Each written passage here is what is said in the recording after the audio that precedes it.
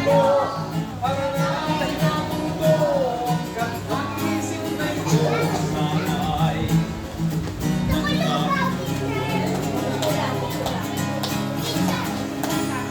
isang araw, ako ay nangarap ng sumakay raw sa bangka at lumayag sa laot ng ilatagang lambak. Doon sa bintana na sirena, bata ng dagat. Nang siya ay aking kausap, nag-iwan ang pamilin, yamang likas ay pangingatan, huwag tagay sirahin. Pagkat lahat ng iyain, katong buhay na ang kailanganin. Sabay-sabay tayo. Sa dalawa, tatlo, para na angkat ang isip na ito, sana ay magpapatuloy. Ang dalawang kwento, tungkol sa genie, alam niyo yung genie? Yung nagbibigay ng kahilingan. May isa kasi genie, nakakulong siya sa bote. Diba? Ngayon, sabi niya, pag pinalaya ako dito sa bote, pero ibigyan kita ng tatlong kahilingan. Yung hinihingan yung tao, sabi niya, tatlong kahilingan. Alam mo yung tatlong kahilingan? Gusto niyo malaman?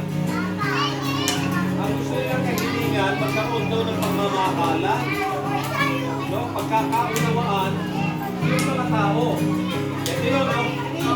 Isang sa akin, managinip, at ang may nagaw. Salamat, at Ipelian, may sining laman, yan kay aking parayain. Ako ay bigyan ng tatlong kahilingan. Kapayapaan, pagmamahalan, at pagkakaunawaan, gating Panginoon, inalay sa dahilan. Dahil sa ang layunin ko'y kapakanang pagkakalihan ay lahat. Sa dalawa, tatlo, haranahin ang mundo, ang katangisin na ito, sana ay magkakalihan.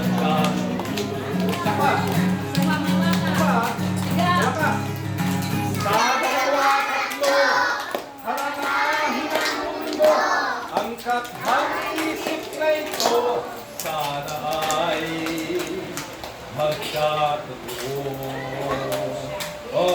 Palakpak tayo.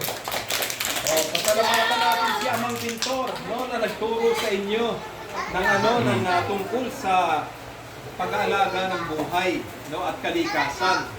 No, at sana paglaki natin, maging mabuting mga anak tayo ng Diyos, maging mabuting tao tayo sa kapwa-tao, maging mabuti tayong tagapangalaga ng kalikasan, at maging mabuti tayong mga anak ng bayan. No? Naintindihan niyo yun? Pakinggan ko nga, naintindihan niyo yun? Mas malakas, naintindihan niyo yun? Okay, sige, magkakain na kayo.